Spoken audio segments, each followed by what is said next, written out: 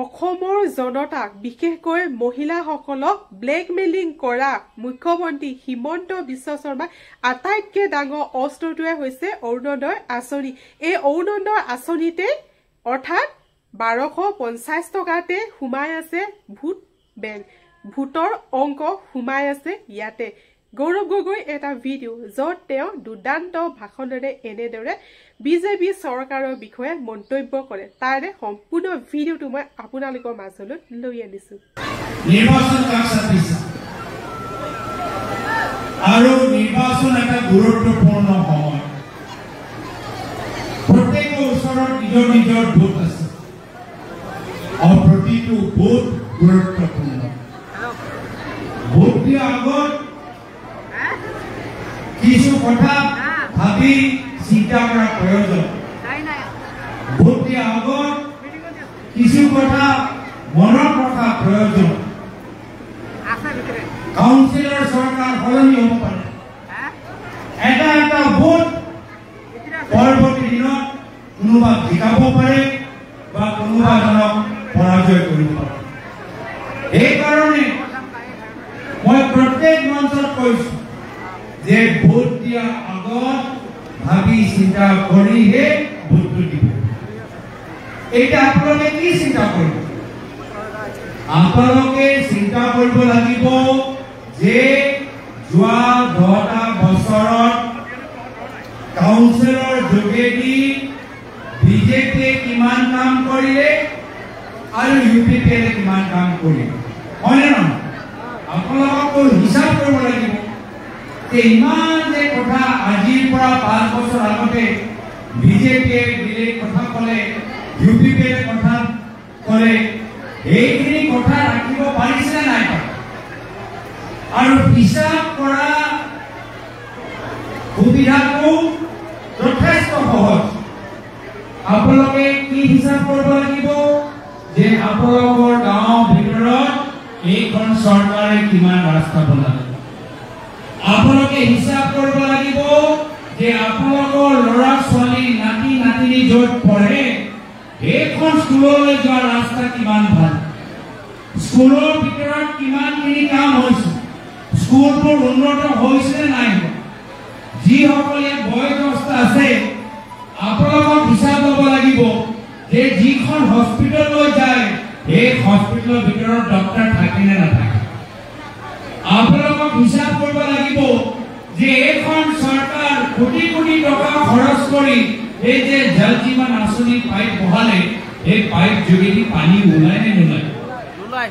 আপোনালোকে হিচাপ কৰিব লাগিব যে ঘৰৰ ভিতৰত 24 ঘণ্টা বিজুলী থাকে নে নাথাকে। আপোনালোকৰ বিদ্যুতৰ বিল আগতকৈ বেছি বাঢ়িছে নে কমিছে, দৰৱৰ দাম বাঢ়িছে নে কমিছে। এইখিনি কথা আপোনালোকে হিচাপ কৰিব লাগিব। আৰু যদি মই ভাবো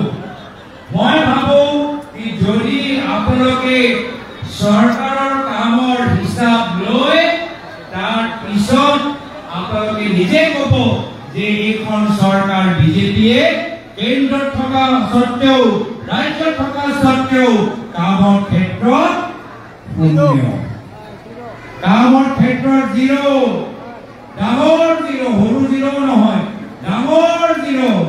কিমান কথা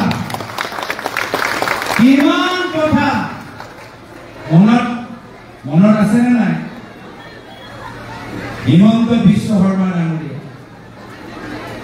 যোৱা পিটিচি ইলেকশ্যনত মাটি দিম, মাটি দিবই, মাটি দিম। এতিয়া মই সুধিবলৈ বিচাৰিছো, মাটি পাইছে? মাটি পতা পাইছে? আপোনালোকে আমাৰ কংগ্ৰেছক ভাল পায়, যিসকলে বিজেপিক ভাল পায় তেওঁলোকক মাটি পতা দিছে নেকি কওকচোন? এতিয়া এইখন চৰকাৰ এটা পিছত এটা মিছা কথা কৈ হিমন্ত বিশ্ব শৰ্মা ডাঙৰীয়া মাত্ৰ অসমত নহয়, মাত্ৰ ভাৰতৰ ভিতৰত নহয়, গোটেই পৃথিৱীত আটাইতকৈ মিছা কথা মানুহজন হ'ল হিমন্ত বিশ্ব শৰ্মা ডাঙৰীয়া। আটাইতকৈ মিছলীয়া ব্যক্তি যদি পৃথিৱীত ক'বাত আছে আহক অসমলৈ আহক আৰু আমাৰ মুখ্যমন্ত্ৰী চেহেৰাজন চাওক। আজি আমাৰ এই অঞ্চলত বহুত মানুহ এনেকুৱা আছে যিসকলৰ ডি ভোটৰ সমস্যা আছে, হয় নহয়? ডি ভোটৰ সমস্যা আছে। বিজেপি আহি কৈছিল, পদুম ফুলে কৈছিল যে আমি গোটেইবোৰ সমস্যা সমাধান কৰি দিম, ডি ভোটৰ সমস্যা সমাধান কৰি দিম। এতিয়া হিমন্ত বিশ্ব শৰ্মা ডাঙৰীয়া নতুন ফৰ্মুলা কি যে অসমৰ এই ডি ভোটৰ সমস্যাৰ লগত জড়িত হৈ থকা বঙালী মানুহবোৰ নিজকে বাংলাদেশী ক'ব লাগিব। এয়া হ'ল তেখেতৰ ফৰ্মুলা যে অসমৰ বঙালী মানুহবোৰ নিজকে বাংলাদেশী চাৰ্টিফিকেট দিলে তেওঁলোকৰ সমস্যা সমাধান হৈ যাব। এইটো কি ফৰ্মুলা ল'লে? এইটো কি ফৰ্মুলা ল'লে? তোমালোকে চৰকাৰ গঠন কৰিলা বঙালী মানুহৰ ভোট লৈ, তোমালোকে বিধায়ক হলা, মন্ত্ৰী হলা, মুখ্যমন্ত্ৰী হলা বঙালী মানুহৰ ভোট লৈ। এতিয়া যেতিয়া বঙালী মানুহক সহায় কৰাৰ সময় আহে, এতিয়া তোমালোকে কৈছা নহয় নিজকে ভাৰতীয় নহয়, নিজকে প্ৰথমে বাংলাদেশী কয়। এয়া হৈছে তেওঁলোকৰ প্ৰতাৰণা, এয়া হৈছে তেওঁলোকৰ বিশ্বাসতা। কি কৈছে? তেওঁলোকে কৈছে যে আমি অসমৰ আমাৰ ভূমি সুৰক্ষা ক্ষেত্ৰত খিলঞ্জীয়া মানুহক মাটি পট্টা দিম। কিন্তু এতিয়া আমি দেখা পাইছো যে এতিয়া দুখীয়া মানুহক মাটি পট্টা দিয়াতকৈ দুখীয়া মানুহৰ মাটি লৈ আদানী, আম্বানী আৰু পতঞ্জলি তেওঁলোকে দিবলৈ আৰম্ভ কৰিছে। আদানী, আম্বানী আৰু পতঞ্জলি কৰিব বিচাৰিছে। হিমন্ত বিশ্ব শৰ্মা ডাঙৰীয়া বিদ্যা নিৰ্বাচনত ইমান প্ৰচাৰ কিয় চলাই আছে? তেওঁলোকে বিচাৰে বিদ্যাৰ অঞ্চলত দুখীয়া মানুহক কেনেকৈ উচ্ছেদ কৰা যায়, বঙালীয়ে হওক, নেপালীয়ে হওক, ধৰ্মীয় সংখ্যালঘুৱে হওক, কোচ ৰাজবংশীয়ে হওক, খিলঞ্জীয়া মানুহে হওক, দুখীয়া মানুহক উচ্ছেদ কৰি আদানী, আম্বানী আৰু পতঞ্জলি কেনেকৈ মাটি দিয়া যায়, এয়া হ'ল হিমন্ত বিশ্ব শৰ্মা ডাঙৰীয়াৰ উদ্দেশ্য। আৰু এতিয়া হিমন্ত বিশ্ব শৰ্মা ডাঙৰীয়াৰ এই সপোন ভাঙিবলৈ কোনে ওলাই, ভাঙিবলৈ কোনে পাৰিব? ইউপিপিএ নোৱাৰে, বিপিএফে নোৱাৰে। এই দুইটা দলে সাৰেন্ডাৰ কৰি দিলে। বিপিএফ দিনত পতঞ্জলিয়ে মাটি পালে, ইউপিপিএল দিনত আদানীয়ে মাটি পালে। তো যদি নিজৰ মাটি সুৰক্ষিত ৰখা ভাবে ইউপিপিএল আৰু বিপিএফে নোৱাৰিব, মাত্ৰ এটাহে দল পাৰিব, ভাৰতীয় জাতীয় কংগ্ৰেছ দল। ভাৰতীয় জাতীয় কংগ্ৰেছ দল, যেহেতু কংগ্ৰেছ হল দুখীয়া মানুহৰ দল। আমি আদানী দল নহয়, আমি বিজেপি দলে, আমি আম্বানী দল নহয়, আমি অসমৰ খেতিয়কসকলৰ দল, শ্ৰমিকসকলৰ দল, নিবনুৱা যুৱকসকলৰ দল, ফলুৱা উদ্যোগ কৰা মানুহৰ দল, ফলুৱা দোকানীসকলৰ দল। কিন্তু আপোনালোকে কেতিয়াবা ভাবিছ এই বিজেপি দল 10 বছৰ ক্ষমতাত আনন্দ পালে, এই 10 বছৰৰ ভিতৰত কৰিলে কি? 10 বছৰৰ ভিতৰত তেওঁলোকে নিজৰ মাজত কেনেকৈ পইচা, ধন, সম্পত্তি, মাটি কেনেকৈ বঢ়াব পাৰে, মাত্ৰ সেয়াহে তেওঁলোকে চিন্তা কৰে। গৰুৰ নামত তেওঁলোকে ভোট বিচাৰে, গাই মালা কথা কৈ, আৰু পিছত আমি গম পালো যে বিজেপি দলৰ ভিতৰত গৰু চোৰ সোমাই আছে। বিজেপি দলৰ ভিতৰত গৰু চোৰ সোমাই আছে। গুজৰাটৰ পৰা চাওকচোন তেওঁলোকৰ কাৰোবাৰ, গুজৰাটৰ পৰা গিৰ গাই লাগিছে দিব লাগে দুখীয়া মানুহক। গিৰ গাই আমাৰ ট্ৰেইনটো ৰাস্তাত ৰখাই বিজেপি দলৰ বিধায়কসকল নিজৰ মাজত ভাগ ভাগ কৰি লৈ গৈছে। এয়া হ'ল বিজেপি দল গৰু চোৰ। আকৌ আমি শুনি পাইছো যে কেন্দ্ৰৰ চৰকাৰ, তেওঁলোকে কয় যে ডাবল ইঞ্জিন, ডাবল ইঞ্জিন। কেন্দ্ৰত আমাৰ চৰকাৰ, ৰাজ্যত আমাৰ চৰকাৰ, দুখীয়া মানুহৰ কাৰণে তামুক আঁচনি, আমুক আঁচনি। এতিয়া আমি গম পাইছো কেন্দ্ৰৰ চৰকাৰৰ পৰা যিমানবোৰ ডাঙৰ ডাঙৰ আঁচনি আহে, 10 কোটি, 50 লাখ, 10 লাখ, এইবোৰ আঁচনি বিজেপি দলে দুখীয়া নিজৰ পৰিবাৰৰ নামত তেওঁলোকে গোটেই পইচা নিজৰ পকেটত সোমাই দিয়ে। তেতিয়া তাৰ মানে গৰু চোৰ লগত আঁচনি চোৰ হৈছে। তেওঁলোকে গৰু চোৰ লগত আঁচনি চোৰ 10 লাখ টকা আঁচনি মুখ্যমন্ত্ৰী খোলা যায় যে মন্ত্ৰীৰ পৰিবাৰৰ নামত 10 লাখ আঁচনি কিয়? মুখ্যমন্ত্ৰীৰ উত্তৰ হ'ল মন্ত্ৰীগৰাকীও নিজৰ ঘৰৰ বাবে চিন্তা কৰিব লাগিব। এয়া হ'ল তেখেতৰ পাতল উত্তৰ। এয়া হ'ল তেওঁলোকৰ দুখীয়া মানুহৰ প্ৰতি দায়বদ্ধতা। গৰু চোৰ আঁচনি চোৰ আপোনালোকৰ মাটি চুৰি কৰি আদানী দিব মাটি চোৰ। আকৌ ৰাহুল ডাঙৰীয়া কি কৈছে যে বিজেপি দল ভোট চোৰ। এনেকুৱা এটা দল দুখীয়া মানুহৰ কাৰণে কি কাম কৰিব য'ত গৰু চোৰ আছে, ভোট চোৰ আছে, মাটি চোৰ আছে, আঁচনি চোৰ আছে। দুখীয়া মানুহৰ নিবনুৱা যুৱকক সংস্থাপন দিয়াকৈ তেওঁলোকে কয়লা, বালি, পাথৰ, শিলৰ চিণ্ডিকেটৰ মানুহৰ কাৰণে কাম কৰে। আৰু গোটেই চোৰসকলৰ চিণ্ডিকেট কৰা মানুহসকলৰ চৰ্দাৰ কোন? চৰ্দাৰ হ'ল আমাৰ অসমৰ মুখ্যমন্ত্ৰী হিমন্ত বিশ্ব শৰ্মা। পৃথিৱীৰ আটাইতকৈ নিচলীয়া ব্যক্তি আৰু অসমৰ গৰু চোৰ, মাটি চোৰ সকলৰ চিণ্ডিকেট কৰা মানুহসকলৰ চৰ্দাৰ হিমন্ত বিশ্ব শৰ্মা। আৰু যেতিয়া আমি এইখিনি কথা উত্থাপন কৰো, মানুহবোৰ প্ৰশ্ন কৰিবলৈ আৰম্ভ কৰে। হিমন্ত বিশ্ব শৰ্মা ডাঙৰীয়া যথেষ্ট কৌশলেৰে আমাৰ মাজত কাৰ্য লগাই দিব।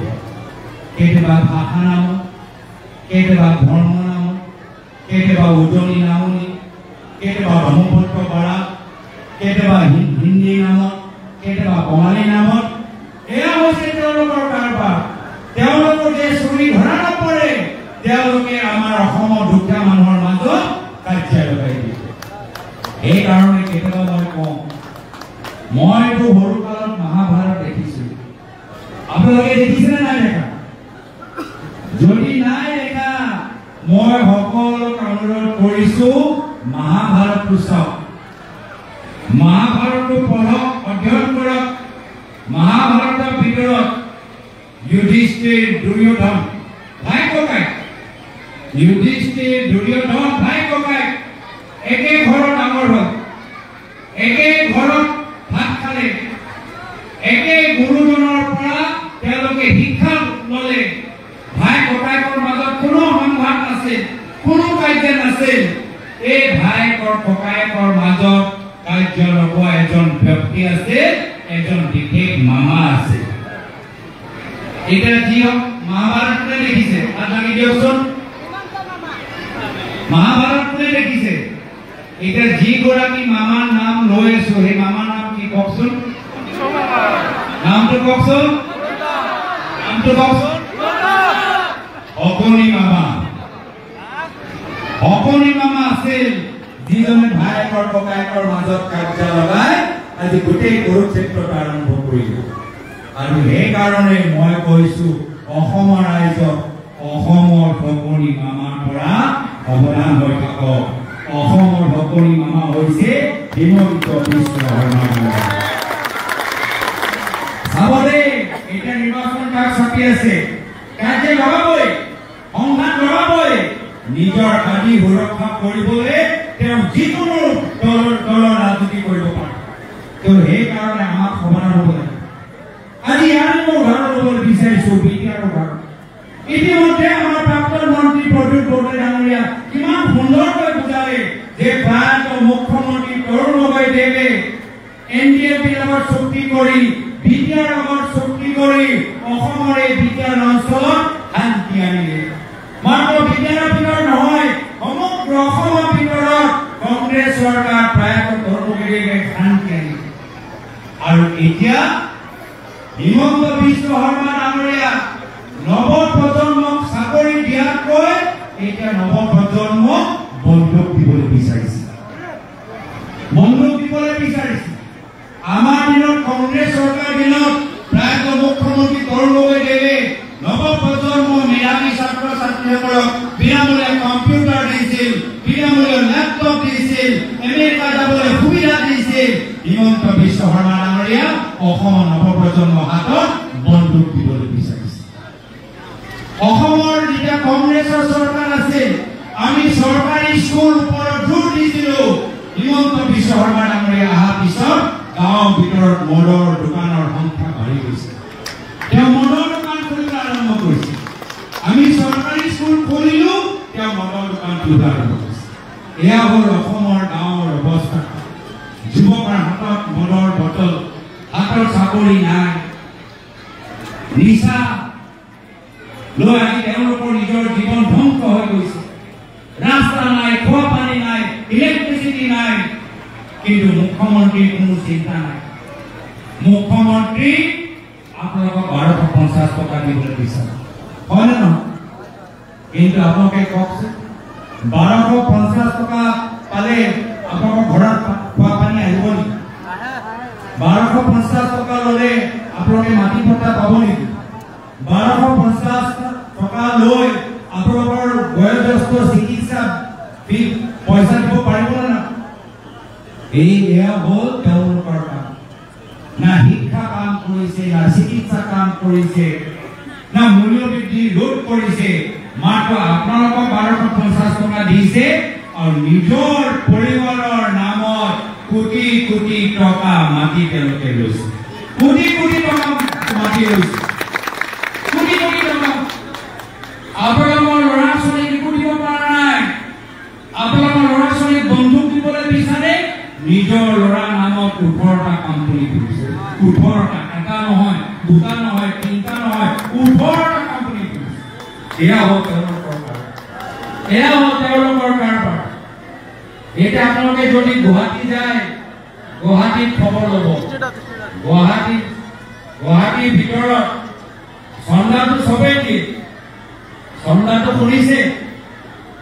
চন্দাটো অসমত আগৰ পৰাই চলি আছে, কিন্তু হিমন্ত বিশ্ব শৰ্মা ডাঙৰীয়া অহাৰ পিছত এটা নতুন চন্দা আৰম্ভ হ'ল, সেয়া হ'ল মামি চন্দা।